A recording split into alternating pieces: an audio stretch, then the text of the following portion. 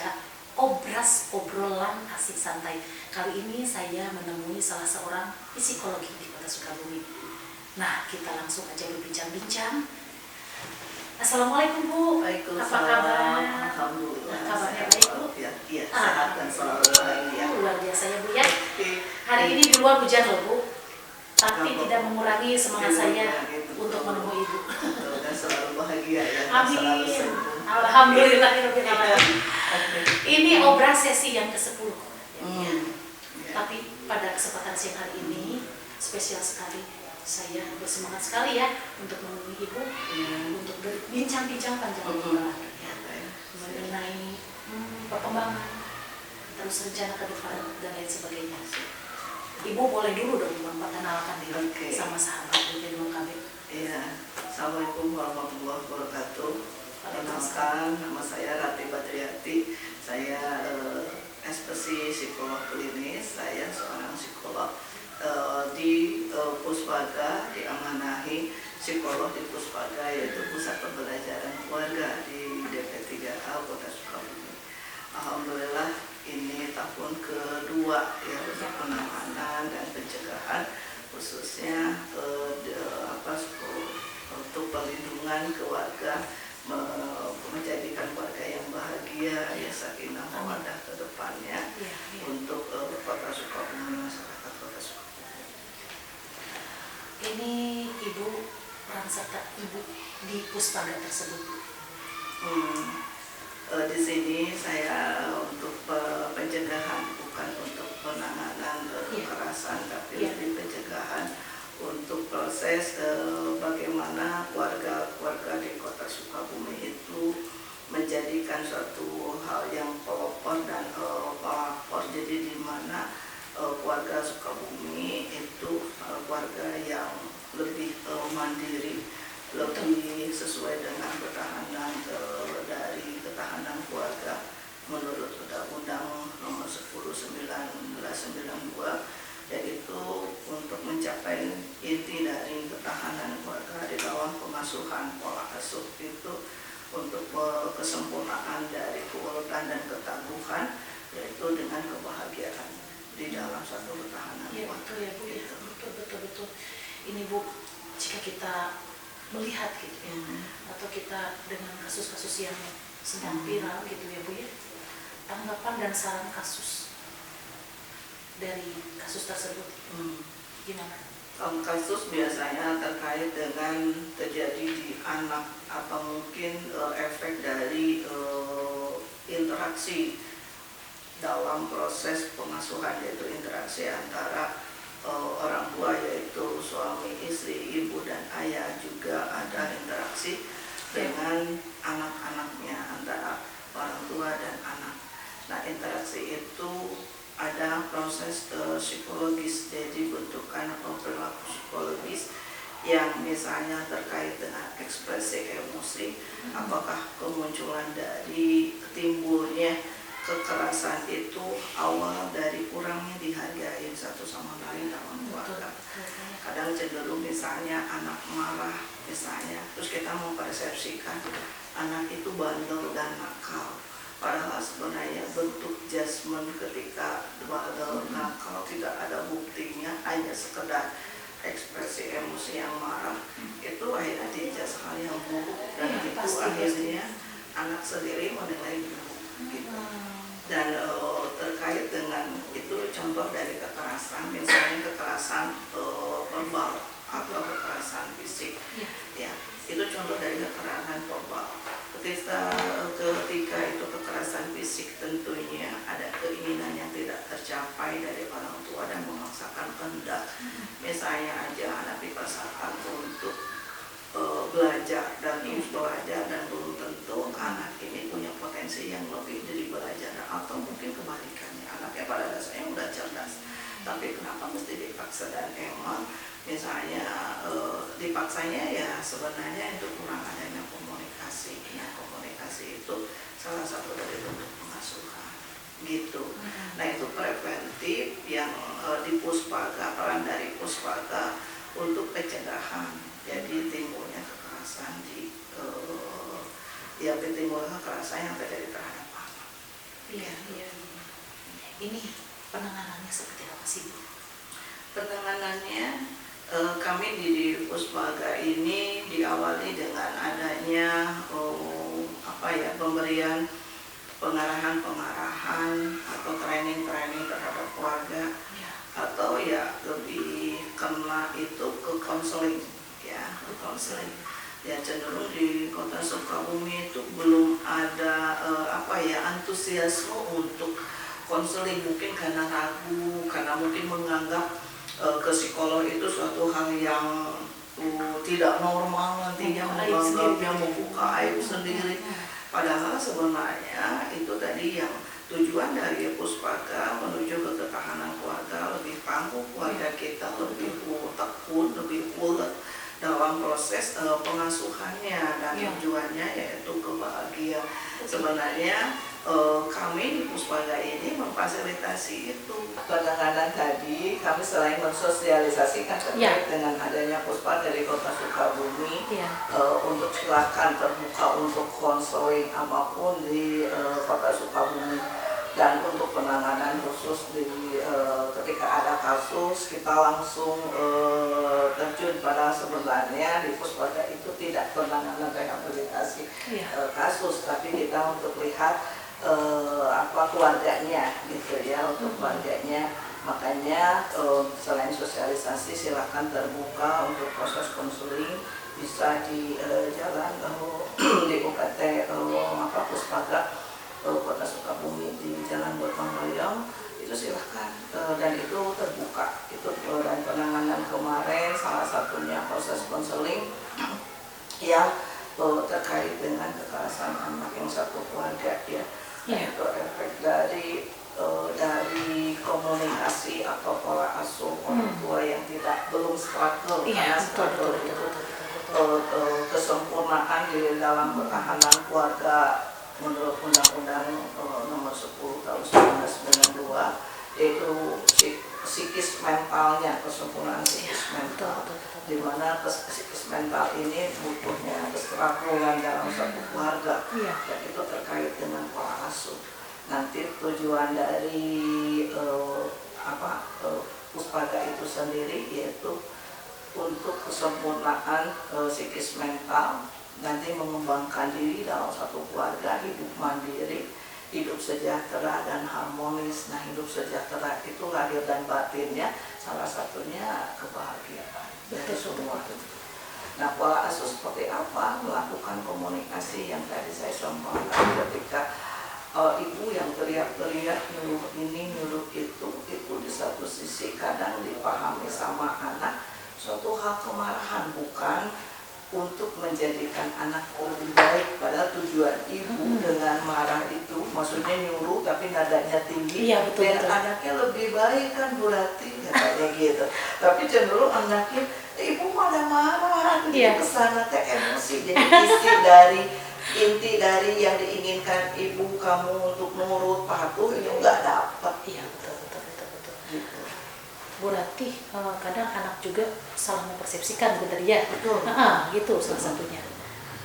Untuk melihat nanti ke depannya gitu ya, ini ada pencegahannya kan. Ya, pencegahannya seperti apa nanti?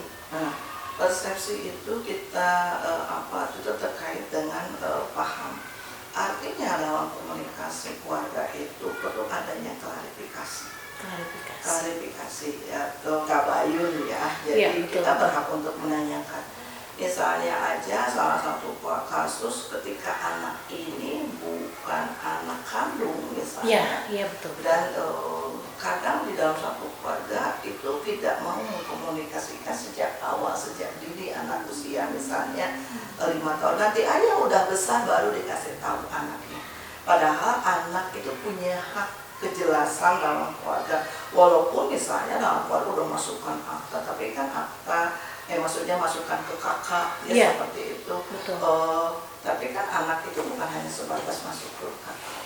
Tapi dalam sikap-sikap nanti gunjingan atau cemohan dari masyarakat kadang menilai kamu mah beda kulitnya sama kakaknya, sama teman sekolahnya gitu sama itunya, itu yang akhirnya membentuk tadi pemahaman persepsi penilaian dalam dirinya bahwa oh dia itu ternyata lebih apa saya ini saya itu bukan anak kandung, berarti saya itu tidak berhak dari mereka.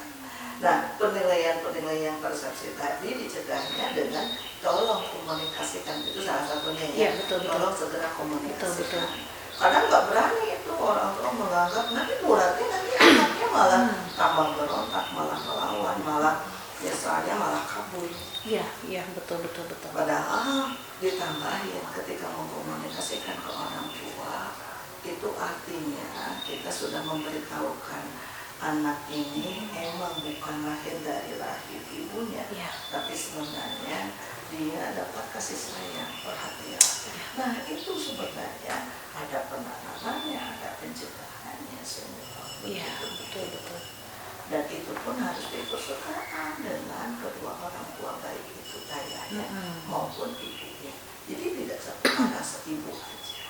Makanya ketika mengadopsi atau ingin punya anak itu ya harus komunikasi dua-duanya. Ada sahabat saya yang mengatakan di kota Sukabumi juga, pokoknya urusan tentang anak saya harus konseling dengan ibu nanti dua-duanya. Karena cenderung yang konseling itu cuma ibunya yang datang kita, atau ayahnya yang datang itu. Jarang sih ke kami yang datang untuk Sama-sama. Ada itu satu ya, ada juga sih yang pokoknya nggak berarti anak tuh produk kami betul istilahnya Allah titipkan gitu. Itu salut sekali dan akhirnya sampai sekarang dan berhasil itu ya. Makanya tadi mengembangkan diri anaknya, hebat kalau saya. Dan saya hanya memfasilitasi, hanya mengantarkan. Ternyata yang tahu tentang anak sendiri itu orang tuanya, bukan saya. Betul. Seperti itu. Jadi harus tahu untuk komunikasi dengan orang di keluarga itu harus seperti itu. Gitu. Nah tadi dengan cara klarifikasi, tabayun, terus hindari judgment. Kamu masa gitu aja nggak bisa. Gitu. Masa coba kamu coba lihat kakakmu kayak gini, masa kamu kayak gitu. Selalu membandingkan ya. Iya. Itu salah. Sangat bahaya itu ketika dibandingkan. Ya, ada sederhana gitu. Kan Bu nanti kan biar mendidik anaknya itu kan nanti termotivasi misalkan. Dia termotivasi lebih dari kakaknya. Enggak bisa. Salah. Anak punya potensinya masing-masing. Kita hargai kemampuan anak. Betul. Kalaupun anaknya sekarang udah sekolah. Ya. Terus nanti dapat nilainya misalnya nilainya 3, nilainya 4. Pada KKM-nya 7 misalnya, kita udah tahu. Terus akhirnya anak dipaksa belajar. Padahal anak jelas, syukur alhamdulillah kalau anak ini sebenarnya cerdas, karena udah tahu potensi kecerdasan. Betul. Tapi ternyata ketika ini anaknya, misalnya pas-pasan, makanya berarti karena pas-pasan. Kalau dipaksa kalau nggak dipaksa tuh nanti nggak, makanya nilainya gitu lagi. Kan malu, yang malu sebenarnya apa Bu? Nah, kesannya seperti itu. Makanya itu bentuk dari pengasuhan, pola asuh yang tadi meningkatkan struggle untuk human society ke depannya di masyarakat Kota Sukabumi, yaitu kesejahteraan akhir batin, bahagianya dapat gitu, pola asuh yang komunikasi dua arah, demokrasi gitu. Nih Bu Rati ya, siapa sih yang tidak tahu sekarang film seri Layangan Putus. Sebetulnya itu polemik satu keluarga ya. Kita bisa mencontohkan dari sisi buruknya, sisi baik, sisi buruk dari serial film tersebut ya. Dimana di situ yang jadi korban itu anak atas perceraian orang tua gitu. Nanti berdampaknya seperti apa gitu. Nanti kita sekarang bisa mungkin Bu Rati bisa memberikan arahan gitu. Nah, termasuk ini program operasi ini kan memberikan edukasi kepada masyarakat. Siapa tahu nanti dari serial contoh film tersebut kita bisa mengambil kesimpulan. Ketika itu proses perceraian, anak wajib mengetahuinya, mengkomunikasikannya. Terlepas dari ada pertengkaran atau tidak. Iya, betul. Anak beritahukan, kuncinya tidak menjelekkan figur sosok suami atau ayah di depan anak. Kalau misalnya itu perpisahan yang wajib, cukup alasannya yang bisa masuk akal dan anak terima. Oh iya, Seperti itu. betul. Tidak untuk misalnya, udah gara-gara ayahnya suka main bla bla bla, gak bisa. Bukan itu. Iya. Silakan anak menilai ketika misalnya tahu, komunikasikan. Apa yang kakak tahu misalnya ke anak yang pertama, anaknya ada 3. Apa yang kakak tahu tentang ayah? Apa yang kedua? Komunikasikan kita. Iya. Itu bagi kamu silakan. Ibu punya persepsi yang berbeda. Gitu. Apakah perlu disampaikan? Tanya dulu kan. Penilaian tadi ya, penilaian ibunya seorang istri terhadap ayahnya berbeda. Apakah perlu disampaikan? Tanya dulu ke anak, mau kan, kenapa? Nah itu, tapi jelaskan lagi, itu hanya pandangan ibu terhadap ayah. Kalian tadi pandangan kalian tentang ayah itu cukup yang kalian pahami terhadap anak seperti itu. Iya, betul. Ketika nilai anak nanti perpisahan ternyata disetujui, itu anak memilih juga mau ikut ayah, mau ikut ibu. Ketika misalnya ikut ibu, nanti proses interaksi dengan ayah tidak dibatasi oleh ibunya. Iya, betul. Tetap komunikasi terjalin untuk itu menjatuhkan. Nah, nilai tertinggi untuk kesempurnaan dalam ketahanan keluarga itu bukan dinilai dari uang materi, tapi saling menghargai satu sama lain, menghargai, memahami kekurangan, kelebihan. Iya, betul. Bukan untuk di kekurangan itu di satu hal yang jadi buruk, bukan, tapi untuk memperbaiki. Kita memperbaiki semua untuk diri kita, keluarga kita, bukan karena orang lain. Itu sebenarnya awalnya untuk bisa ketahanan keluarga. Tadi menjadi society memadai. Di situ ada ketulusan, ada menerima apa adanya. Iya. Gitu. Ikhlas, syukur.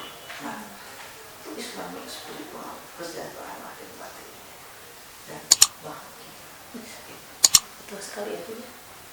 Ini ada yang terakhir ya Bu ya, dari sesi kita perbincangan kita pada kesempatan siang hari ini, kesimpulannya dari keseluruhan materi yang Ibu bahas. Masyarakat Kota Sukabumi untuk mengembangkan keluarga menjadi bahagia. Ya. Kami memfasilitasi untuk tadi memberikan pelaporan atau pelopor untuk bukan hanya melaporkan hal-hal terkait dengan hal kekerasan, bukan, walaupun emang banyak sekali, jangan itu ditutupi. Ya. Mungkin sebelah tetangga sebelah kok ada anaknya yang dicubit, tolong itu jangan dibiarkan, komunikasikan ke kami. Proaktif ya Bu ya. Proaktif, betul. Ya, karena Puspaga itu 2 P, pelopor dan pelapor. Betul. Silakan. Banyak ke saya saya punya biro psikologi di Baros, silakan. Kalau terkait dengan Puspaga gratis, ayo untuk bisa menjadi atau mencegah semua mencegah kekerasan apapun itu, untuk tadi jangan sampai mengacaukan ketahanan keluarga, untuk bisa mempertahankan ketahanan keluarga. Ya, betul. Lebih dari keluarga mandiri, harmonis, kesejahteraan lahir dan batin. Itu kuncinya. Ayo mari, saya welcome. Proses konseling mau ke keterbukaan. Nanti mungkin datang ke UPT di Jalan Gotong Royong juga. Nah, kuncinya ketahanan keluarga itu untuk menciptakan pola asuh dan keluarga yang harmonis, mandiri, mengembangkan diri, dan kesejahteraan lahir dan batin, mengembangkan pola asuh yang demokrasi, komunikasi dua arah, saling menghargai satu sama lain, lebih percaya satu sama lain dengan melalui komunikasi dua arah. Dan ketika itu emosi muncul, kalau itu boleh clearkan saat itu juga. Betul. Tidak sampai menjadi masjid ke depannya. Betul lah ya. Itu kesimpulan untuk pertemuan obrolan Ya, Bu Rati tidak lupa sudah sangat welcome sekali ya Bu ya terhadap khususnya masyarakat Kota Sukabumi. Itu aja ya Bu ya. Sahabat DP2KBP3 Official, demikian bincang-bincang bersama saya Tivida dan Ibu Rati. Semoga apa yang disampaikan bermanfaat untuk kita semua, khususnya warga masyarakat Kota Sukabumi. Dan jangan lupa tonton terus Obras di channel YouTube DP2KBP3A Official. Dan jangan lupa like, subscribe, and comment sebanyak-banyaknya. Dan saya akhiri dengan wabillahi taufiq wal hidayah. Wassalamualaikum warahmatullahi wabarakatuh.